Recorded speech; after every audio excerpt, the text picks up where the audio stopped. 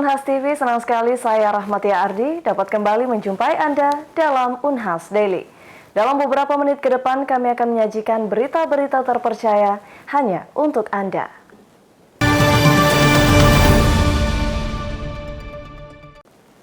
Pemirsa, pertumbuhan sektor pertanian di Indonesia terus digenjot, salah satunya melalui sektor pembiayaan. Bank Negara Indonesia hadir memberikan edukasi pemanfaatan kredit usaha rakyat dalam rapat kerja wilayah Himpunan Petani Sejahtera Mandiri Indonesia Sulawesi Selatan di Makassar. Rakerwil Himpunan Petani Sejahtera Mandiri Indonesia (HPSMI) Sulawesi Selatan menjadi wadah bagi para petani untuk mengakses informasi strategis termasuk pembiayaan pertanian. Di antara alasan pentingnya pembiayaan kesehatan itu yakni meningkatkan produktivitas, meningkatkan pendapatan petani, juga meningkatkan produktivitas pangan. Branch Business Manager Elisa Tanya menyebut Bank Negara Indonesia turut berperan dalam menyalurkan program kredit usaha rakyat atau KUR. BNI berperan sebagai Agent of Development yang menjalankan program pemerintah untuk mendukung sektor usaha kecil dan menengah, termasuk petani yang juga menjadi sasaran utama KUR. Nah, penyaluran KUR kita harapkan mampu memberikan solusi bagi para petani terkait dengan kebutuhan pendanaan, kebutuhan untuk pembelian pupuk dan segalanya bisa difasilitasi oleh pembiayaan KUR. Elisa juga menyoroti peran strategis Sulawesi Selatan dalam menyangga kebutuhan pangan nasional. Berdasarkan data Kementerian Pertanian, Sulsel menjadi penyokong pangan untuk 22 provinsi lainnya. Data dari Kementerian Pertanian, Sulawesi Selatan menjadi penyokong 22 provinsi untuk pangan. Salah satu yang komoditi utamanya adalah beras, dan kita berharap karena sektor ini merupakan sektor yang sangat penting, sehingga ini juga menjadi bagian daripada implementasi strategi BNI terkait dengan penyaluran KUR tentunya. Elisa menambahkan, dukungan lewat pembiayaan diharapkan dapat memperkuat kemandirian dan ketahanan pangan di tingkat daerah. Rahma Humairah, Muhammad Syaiful, Unhas TV. Pemirsa, teh seringkali menjadi minuman yang dipadukan dengan berbagai makanan, termasuk makanan pedas. Namun kombinasi keduanya justru bisa merusak kesehatan tubuh. Bagaimana itu bisa terjadi? Simak liputan berikut ini. Memadukan makanan pedas dengan minuman yang manis seringkali menjadi pilihan masyarakat Indonesia. Salah satunya adalah dengan teh untuk meredakan rasa pedas di lidah. Namun, minum teh usai makan pedas sebenarnya bisa menimbulkan berbagai macam gejala yang mengganggu. Oleh karenanya, kombinasi ini perlu dihindari. Dijelaskan dosen gizi dari Universitas Hasanuddin, Ulfa Najamuddin, teh tinggi akan kandungan kafein, bahkan jauh lebih banyak dari kopi. Sementara makanan pedas mengandung senyawa capcay yang memberikan sensasi panas. Ketika keduanya dipadukan, maka bisa meningkatkan asam lambung. Hal ini beresiko memicu gangguan seperti nyeri ulu hati, mual, dan iritasi lambung. Selain itu, kombinasi ini juga bisa memperlambat proses pencernaan. Pasalnya, teh mengandung tanin yang bisa mengikat nutrisi, sehingga tubuh kesulitan menyerap zat-zat penting seperti zat besi dari makanan pedas yang dikonsumsi. Bahkan, kandungan kafein yang tinggi pada teh juga bisa memicu dehidrasi, produksi keringat berlebih, hingga mengganggu kualitas tidur yang akhirnya mempengaruhi sistem metabolisme tubuh. Kan teh sebenarnya kandungannya itu adalah kafein kebanyakan, lebih tinggi malah dibandingkan kopi. Nah, jadi kalau kafein itu kalau semakin lama dikonsumsi kan ya punya efeknya, mungkin efek ke gangguan tidur ya, kemudian bahkan terlalu tinggi konsumsi kafein itu bisa menyebabkan dehidrasi ya, bisa jadi orang produksi keringatnya berlebihan ya, jadi resiko dehidrasi juga tinggi, terus punya efek juga ke iritasi lambung. Kalau teh itu biasanya mengandung zat namanya tanin. Nah, terutama kalau kita konsumsi makanan-makanan yang tinggi zat besi, terus misalkan tubuh kita ini kekurangan zat besi, terus kita rajin juga konsumsi tehnya. Nah, biasanya itu zat besi meskipun kita konsumsi dalam jumlah yang banyak, tapi karena kita konsumsi tehnya juga tinggi, zat besi ini tidak bisa diserap oleh tubuh dengan baik. Kenapa? Karena akan terikat oleh taninnya. Jadi tubuh itu tidak bisa menyerap si zat besi ini dan memanfaatkannya untuk proses metabolisme dengan baik. Kombinasi teh dengan makanan pedas bisa saja dilakukan apabila tidak berlebihan. Ini karena senyawa capsaicin rupanya bisa memberikan efek penenang bagi tubuh. Namun ada minuman yang lebih baik untuk pengganti teh dengan makanan pedas. Ulfa menyarankan untuk mengonsumsi susu rendah lemak atau air putih. Ini akan jauh lebih baik dalam meredakan rasa pedas tanpa harus mengganggu pencernaan. Zulkarnain, Unhas TV.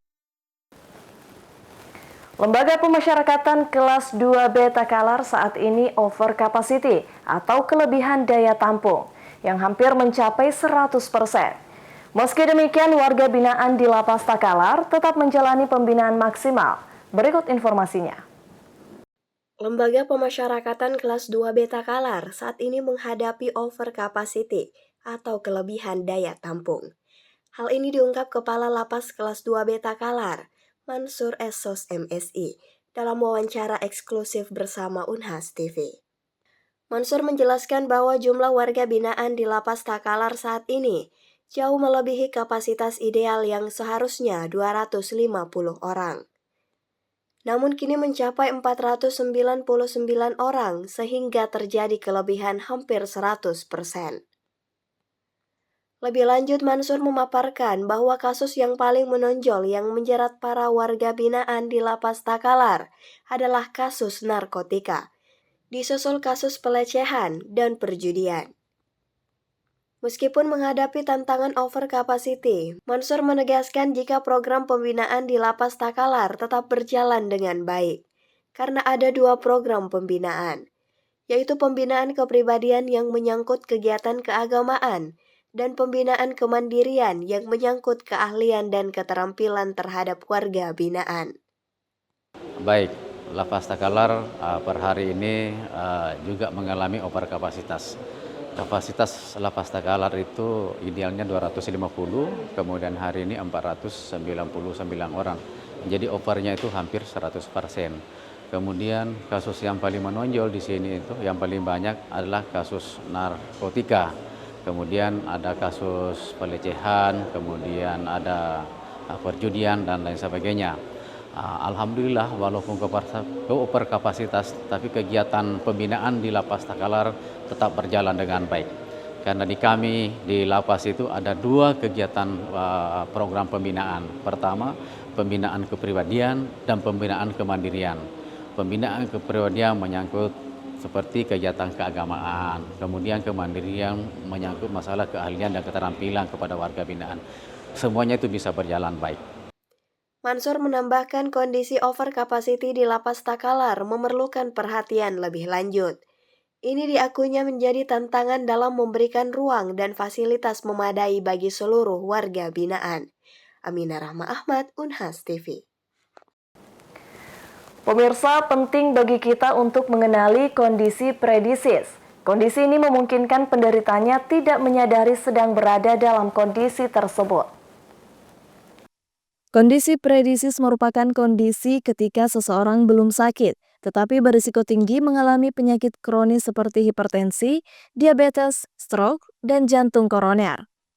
Kondisi predisis biasanya tidak menunjukkan gejala apapun, sehingga banyak orang tidak menyadari bahwa mereka berisiko tinggi terkena penyakit serius.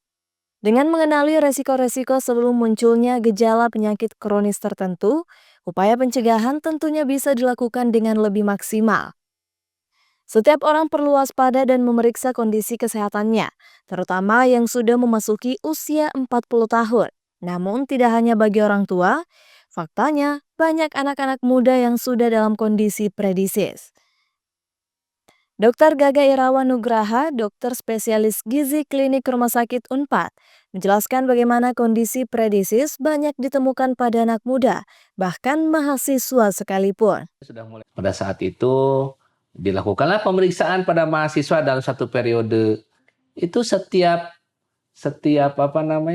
kita melakukan pemeriksaan pada mahasiswa, ternyata banyak yang predisis. Mahasiswa loh. Iya. Bahkan tingkat 1. Oh wow, ya. Tingkat 1. Umumnya apa, Dok? Nah, ya sekarang khawatir jadi takut ya, Dok. Ya, jadi yang predisis itu contoh ya. Iya. overweight, itu predisis. Gaya hidup modern yang obesogenik atau memicu obesitas menjadi faktor utama meningkatnya predisis. Untuk itu, 5 pilar hidup sehat sangat dianjurkan, yaitu pola makan yang baik, olahraga teratur, istirahat cukup, menghindari rokok dan alkohol, serta mengelola stres dengan baik. Kita harus berusaha untuk mencegah sakit. Tidak ada penyakit yang terjadi tiba-tiba. Semuanya berproses dan dimulai dengan predisis. Oleh sebab itu, mulailah dari sekarang secara rutin, ukur lingkar pinggang Anda, ukur berat badan Anda, ukur tekanan darah, periksa gula darah puasa, itu yang basic. Dan tentukan apakah Anda mengalami predisis atau tidak. Dan coba tanya kepada orang tua apakah sudah punya keadaan sakit atau tidak. Karena kalau mereka ternyata juga punya riwayat sakit atau sudah sakit, maka berarti Anda juga punya risiko yang sama dengan mereka. Dan berarti sungguh-sungguh harus sudah mulai mengubah gaya hidup agar terhindar dari kondisi penyakit yang sama dengan orang tua Anda. Untuk informasi seputar kesehatan lainnya, saksikan program Healthy Talk di kanal YouTube Divya Unpad TV. Dari Jatinangor, Sumedang, tim liputan Divya Unpad TV melaporkan untuk Unhas TV. Baik pemirsa, berita tadi sekaligus menutup perjumpaan kita pada hari ini. Terus saksikan Unhas Daily hanya di Unhas TV. Saya Rahmati Ardi mewakili kru yang bertugas, pamit undur diri dan sampai jumpa.